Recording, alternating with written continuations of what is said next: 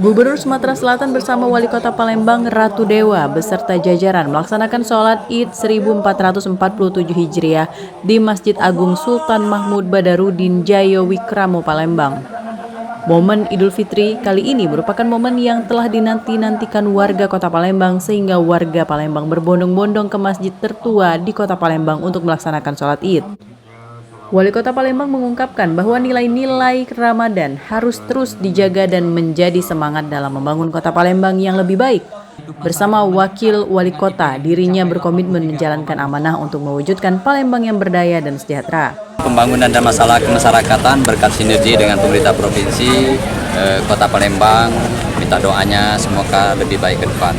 Harapannya kedua, semoga Ramadan kemarin membekas artinya bisa hal-hal yang dievaluasi, hal yang introspeksi diri ke depannya agar lebih baik lagi. Yang penting pendekatan kita adalah tidak hanya bersifat seremonial tetapi pendekatan hati sehingga membangun Palembang agar lebih baik lagi ke depan. Terima kasih.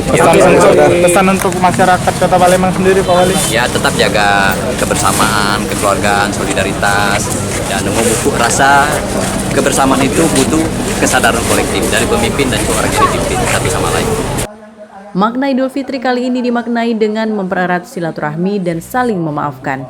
Dari Palembang, Sumatera Selatan, Erwin Setiawan, iNews melaporkan.